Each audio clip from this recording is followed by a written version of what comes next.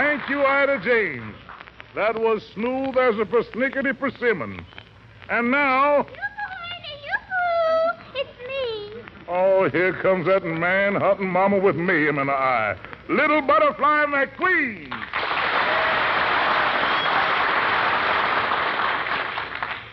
Quick, Ernie, which way did he go? Which way did who go? Anybody. I can't afford to be choosy these days. Butterfly, every time you pop in here, all you talk about is men. What about the boyfriend of yours, Abercrombie? Oh, I don't know whether to trust Abercrombie or not. Well, why do you say that? Well, he keeps saying he'll marry me when his ship comes in. Well, where is he now? Off San Diego Bay with a torpedo under each arm. Oh, is that Ida James over there? Yoo-hoo, Ida. Hello there, Butterfly. Oh, I didn't know you two girls knew each other. Oh, sure. Well, we were out on a double date together last night, and I finally met Abercrombie. Oh, you met Abercrombie, eh? What do you think of him?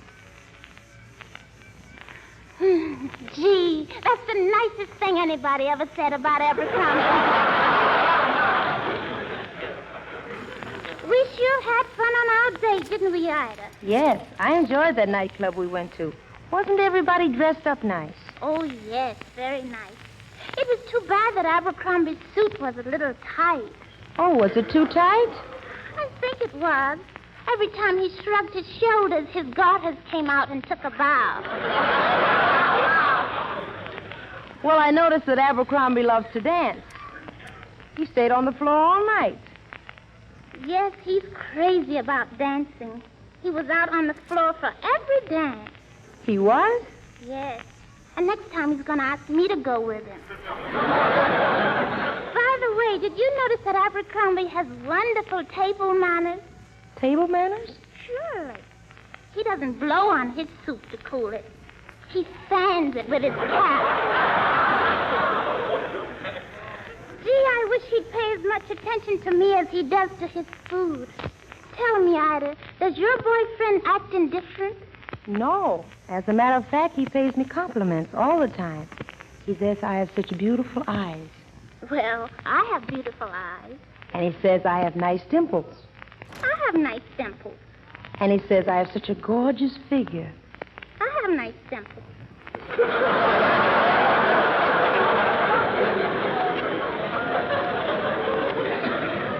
Butterfly, you shouldn't be so aggressive. Aggressive? Yes. Men don't like to be chased. You should be cold and distant. Take plenty of time to study your man. Size him up.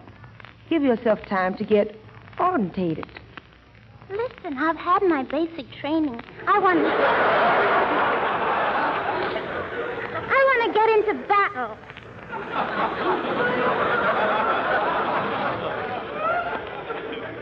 Say, did Abercrombie drive you home in his car? Oh, yes. But he doesn't have any romance in his soul. He just hangs onto the steering wheel and drives on and on and on. Gosh, doesn't he ever run out of gas? Yes, but not often enough. But when he said goodnight, he called me the sweetest thing. He called you the sweetest thing? Tell me, what was it? Oh, I can't. Sure you can. Come on now, tell me. Okay. Ida, what's a goon?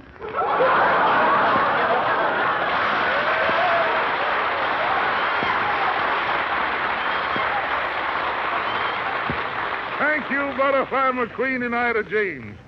And now, men, here's a word or two from our conductor, Lucky Millender.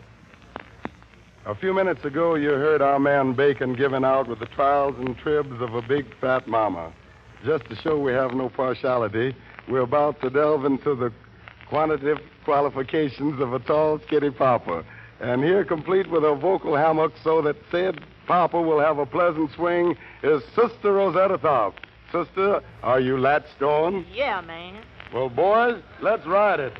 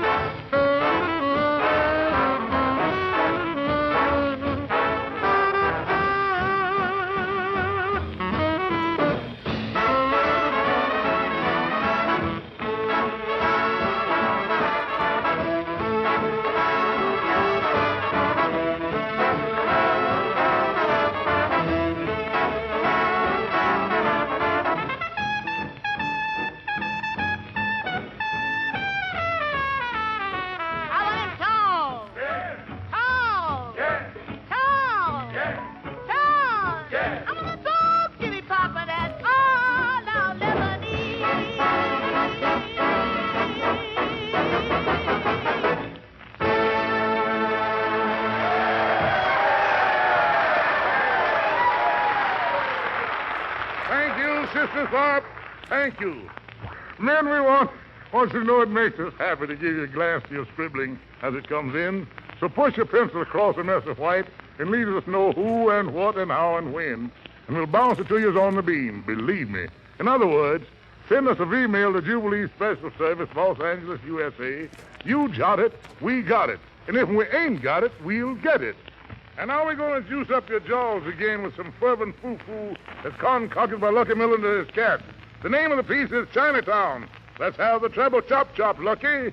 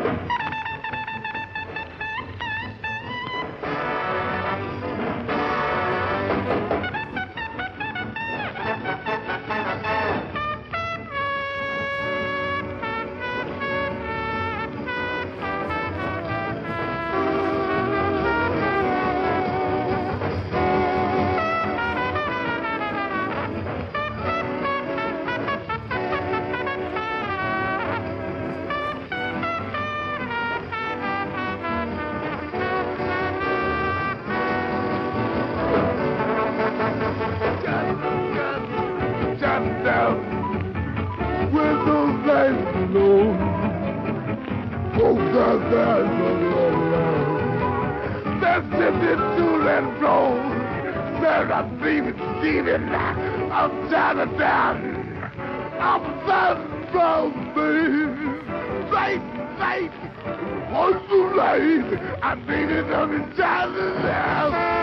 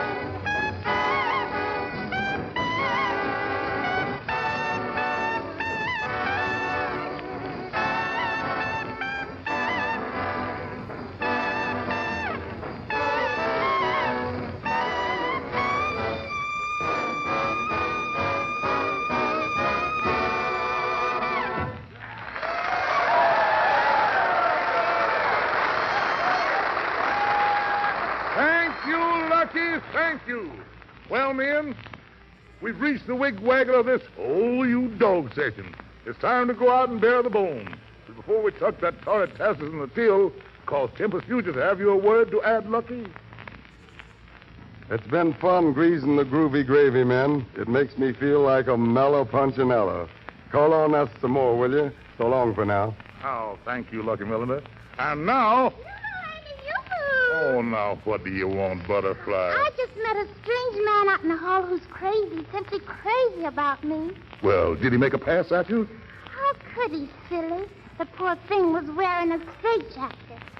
Oh, it's no use waiting. I've got to have a heart-to-heart talk with that kid.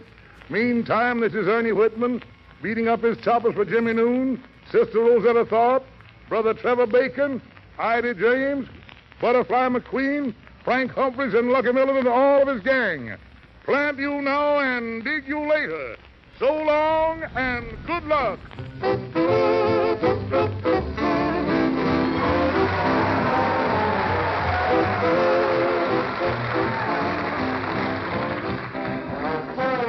Jubilee was produced for you fighting men of the United Nations by the Special Service Division of the War Department of the United States of America.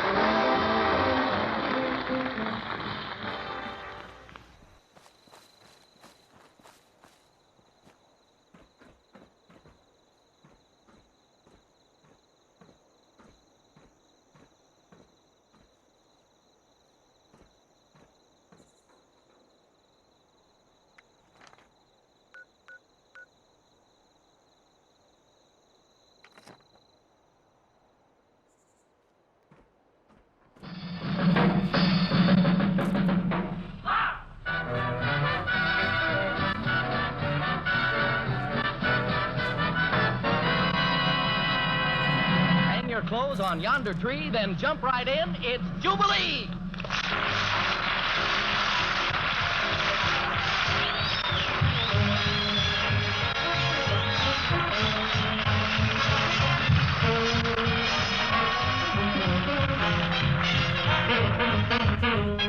Grab yourself some seats down front, men. The hot buck himself is in the driver's seat. Yeah, this is going to be an evening of Duke Ellington. As if that isn't enough, our own lovely Lena Horne is going to team up with the Duke.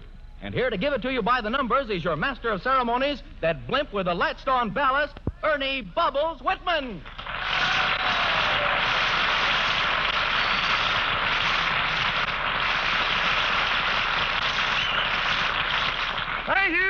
Thank you, Vern Smith. Well, folks, we're really going to sail the wild blue yonder tonight. The Esquire poll says the band we're going to listen to is the best jazz combo in the country. Here he is now, the great American composer and musician, Duke Ellington.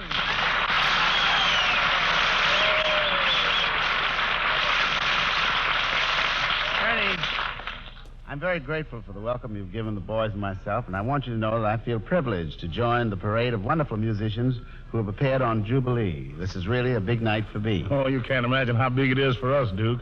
So even if it is against my nature, I'm going to keep my big mouth shut and my ears open. I understand your first number features the piano. Well, just a little. It's called Suddenly It Jumped. Well, jump it, maestro. Please jump it.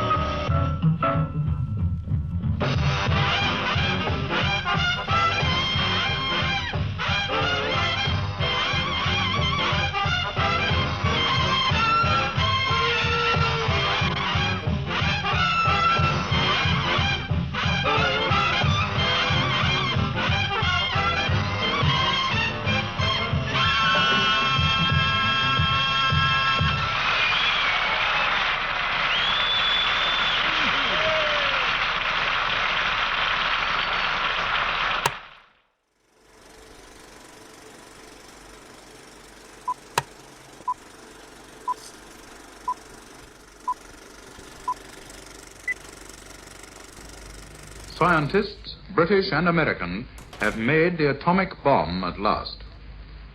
The first one was dropped on a Japanese city this morning. It was designed for a detonation equal to 20,000 tons of high explosives. That's 2,000 times the power of one of the RAF's 10-ton bombs of orthodox design.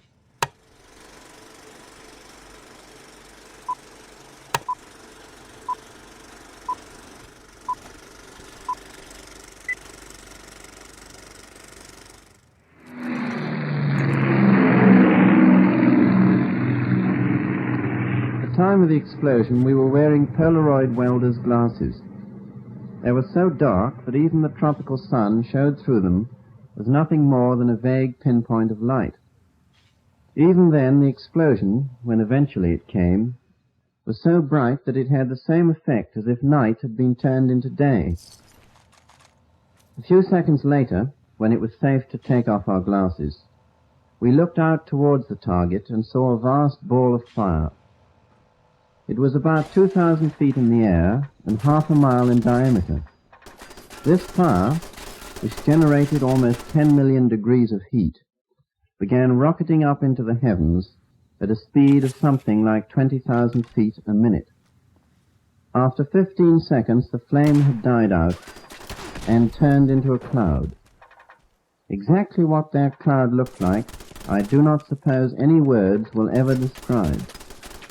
Unlike any other phenomenon the world has ever seen, it was possessed of some diabolical activity, as though it were a horrible form of life.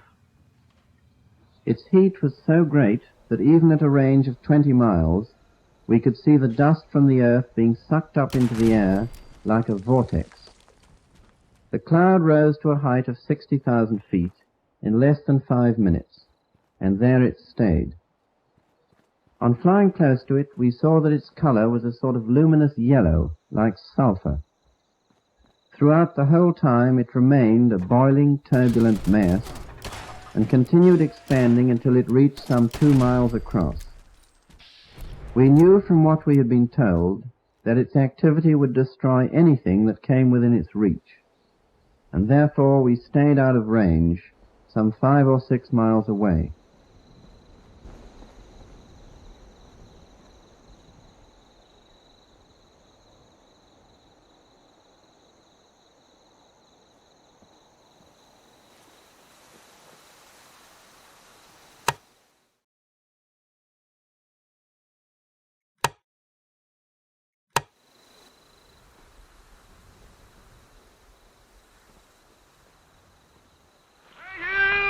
Thank you, Maestro. That was an emotion of jet propulsion.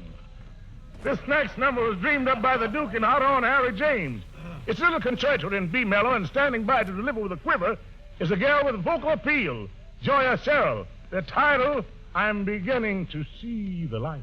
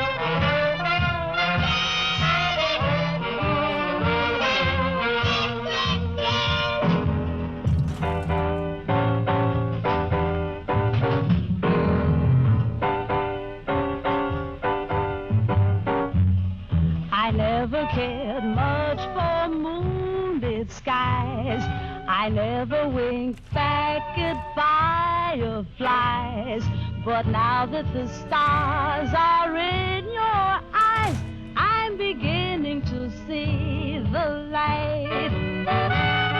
I never went in for afterglow or candlelight on the mistletoe, but now when you turn the lamp down low, I'm beginning to see the light. You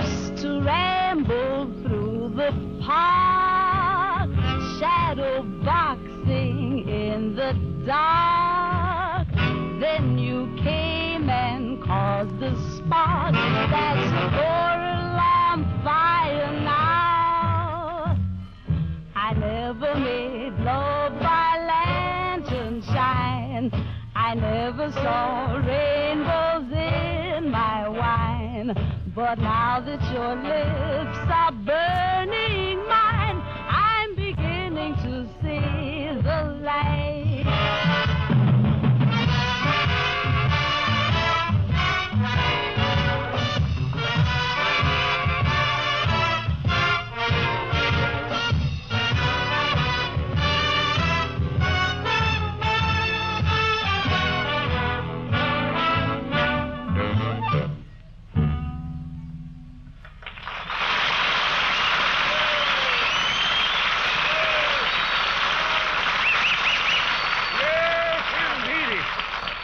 Yeah, we liked it. We sure liked it.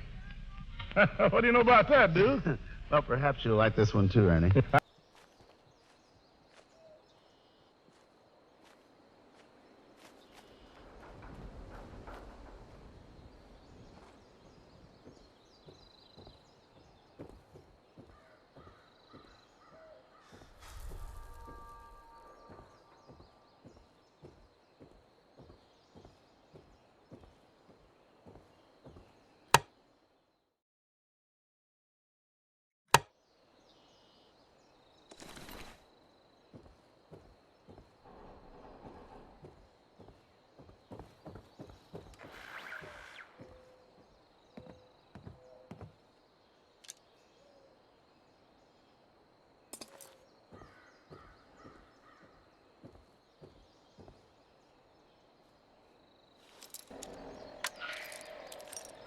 Hallo Leute, hier spricht Jeff Nakamura von den Respondern. Wir haben unser Lager in Flatwoods aufgeschlagen und bieten Vorräte, medizinische Behandlung und Überlebenstraining an. Ihr findet uns in der Kirche gegenüber dem Gasthaus in Flatwoods. Und falls uns jemand unter die Arme greifen möchte, ist das immer gern gesehen. Diese Nachricht wird wiederholt.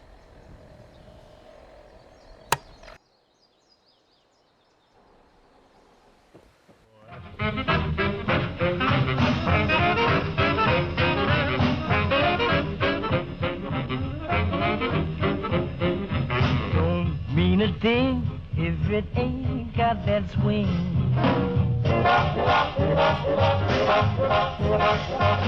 It don't mean a thing, all you gotta do is swing.